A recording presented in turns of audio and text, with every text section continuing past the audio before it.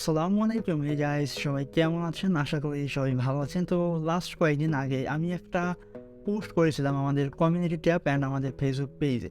তো আপনারা অনেকে আমাদের ফেসবুক পেজে মেসেজ দিয়ে বলছেন যে ভাই, আপনি এই যে ড্রোনটির ছবি দিয়েছেন এটি নিয়ে একটা ফুল ওভারভিউ দেন এবং এটি কী কী পার্টস ব্যবহার করেছেন তার একটা ভিডিও দেন আমাদের জন্য। তো আমি আজকে চিন্তা করলাম আপনাদের সাথে সেগুলোকে শেয়ার করা দরকার এবং এটিতে কত টাকা লাগবে বা এটির মোটামুটি বাজেট কত সেটা নিয়ে আপনাদের দেখানোর জন্য। তো আমি তো দেখাবো না, দেখাবে আমাদের শাহরিয়ার TechGallery শাহরিয়ার। তো চলুন চলে যাই ওর কাছে, ও দেখি কী দেখায় আপনাদের। তো চলুন শুরু করা যাক। ফার্স্টলি আমি আপনাদের দেখানোর চেষ্টা করবো আমাদের যে ড্রোনটা সেটা। তো আমাদের এই ড্রোনটা দেখতে অনেক কমপ্লেক্স মনে হতে পারে। আপনারা আমাদের যে ছবি আমি যেটি পোস্ট করেছি আমাদের কমিউনিটি ট্যাবে, আপনারা হয়তো অনেকেই সেটি দেখে ভাবছেন যে কত কঠিন একটা ড্রোন, বাট এটি পৃথিবীর সবচেয়ে সহজ বানানো এবং এটি সবচেয়ে কম বাজেটের একটা FPV ড্রোন। তো যাই হোক, আমি আপনাদের খুব সিম্পলভাবে এটি একটা ওভারভিউ দেই। তো আমাদের এই ড্রোনটিতে আমি বডি হিসেবে যা ব্যবহার করছি সেটা হলো আমাদের ইগলু আইসক্রিম। আপনারা তো এরপরে আমি যে মাঝখানে কালো কালার যেটা দেখতে পারেন এটা হলো আমাদের ডিফারেন্ট ফোম। আপনারা চাইলে PVC বোর্ড ব্যবহার করতে পারেন। আমি এখানে 4টা 10 মিলিমিটারের কোরেলস মোটর ব্যবহার করেছি। এটা হলো আমাদের কোরেলস মোটর FPV ড্রোন। এরপরে আমি এখানে 75 মিলিমিটারের 4টা প্রোপেলার ব্যবহার করেছি ব্ল্যাক কালারের। আর এখানে আর তেমন কিছু নেই। আর এই যে ক্যামেরাটা আছে এটা হলো আমাদের Eachine TX06 FPV ক্যামেরা। তো এটি খুব একটা অ্যাভেলেবল না, বাংলাদেশে এটি পাবেন না। আপনারা চাইলে অনলাইন শপ, বিশেষ করে ইন্টারন্যাশনাল যে শপগুলো আছে অনলাইন শপ, সেখানে আপনারা এটি পেতে পারেন। তো আমি এটি AliExpress থেকে নিয়েছিলাম আরও 3-4 বছর আগে। তো এখনও আলহামদুলিল্লাহ খুব ভালো সার্ভিস দিচ্ছে। আর এখানে আমি যে রিসিভারটি ব্যবহার করেছি এটি নিয়ে আমার কথা বলতে বলতে আপনাদের অনেকেই হয়তো বোরিং হয়ে গেছেন। তো সেটা হলো এই যে রিসিভারটা আছে এটির সাথে হলো ট্রান্সমিটার হলো এইটা। তো এই ট্রান্সমিটার রিসিভার নিয়ে আমি প্রায় 10 থেকে 12টার মতো ড্রোন বানিয়ে আপনাদের দেখিয়েছি কীভাবে এটি ব্যবহার করবেন। ডিপ টেস্ট সেখানে দেওয়া আছে, পরে বিভিন্ন ধরনের ফ্রেম বানিয়ে কীভাবে ড্রোন বানাবেন সেটা আমি দেখিয়েছি। জাস্ট একটু কষ্ট করে ভাই আগের ভিডিওগুলো দেখেন, আই থিঙ্ক আপনারা এটি সম্পর্কে একটা আইডিয়া পাবেন এবং এটি কেমন সার্ভিস দেয় তা নিয়েও একটা আইডিয়া পেয়ে যাবেন। তো এই ট্রান্সমিটার রিসিভার গেল, এখন আসে আমাদের এই ব্যাটারির সোর্স। তো আমি এখানে আপাতত 1200 মিলি এম্পিয়ার এবং 650 মিলি এম্পিয়ার এবং 850 মিলি এম্পিয়ারের এই 3টা ব্যাটারি ব্যবহার করে থাকি জাস্ট FPV ড্রোন হিসেবে।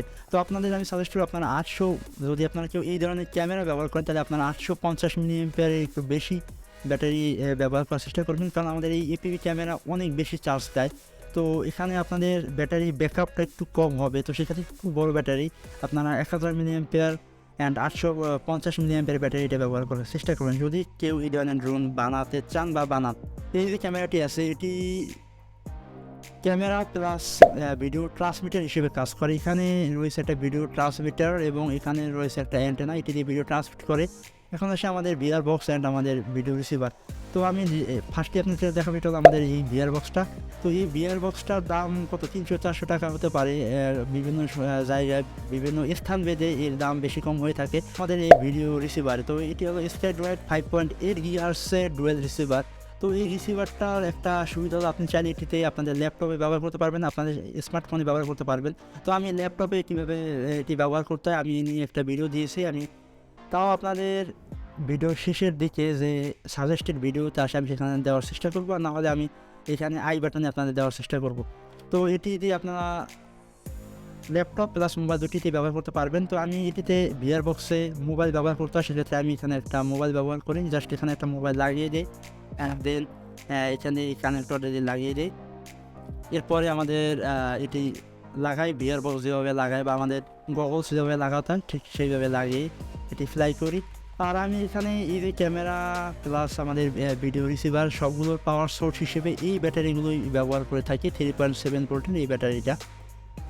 তো আই থিঙ্ক আপনার মোটামুটি একটা আইডিয়া পেয়ে গেছেন। তো আপনার যদি কারো এই বিষয় নিয়ে আরও ডিটেলস কোনো কিছু জানার থাকে অবশ্যই জানাবেন। আর এটি মোটামুটি জাস্ট আমাদের এই ড্রোনটা ক্যামেরা অ্যান্ড ভিডিও রিসিভার বা এই ভিআর বক্স বাদে আপনাদের মোটামুটি 3500 টাকার মতো খরচ হবে। এরপরে আপনাদের এই ক্যামেরাটির প্রাইস এখন মেবি 3000 টাকার মতো হতে পারে, আর এই ভিডিও রিসিভারটির প্রাইস 3500 টাকা হতে পারে। তো আপনারা যদি মোটামুটি 18,000 থেকে 9,000 টাকার মতো ধরেন তাহলে আপনারা মোটামুটি এই ড্রোনটি বানাতে পারবেন। আর এটি নিয়ে আসলে তেমন কিছু নেই, কারণ আমি অলরেডি এটি নিয়ে অনেকগুলো ভিডিও দিয়েছি আপনাদের। তাও একটা কোশ্চেন থাকে, আপনারা যারা আমাদের আগের ভিডিও দেখেন বা একটু দেখেন, আই থিঙ্ক সবগুলো বিষয় আপনারা ক্লিয়ার হবেন। এবং এটি কীরকম সার্ভিস দেয় তা নিয়ে আমার ভিডিও আছে। আমি সামনে চেষ্টা করব এটি বা এরকম আরও অনেক ধরনের ভিডিও আপনাদের সামনে নিয়ে আসার জন্য। তো আজকে ভিডিও এই পর্যন্ত থাকবে, দেখা হবে পরবর্তী কোনো ভিডিওতে।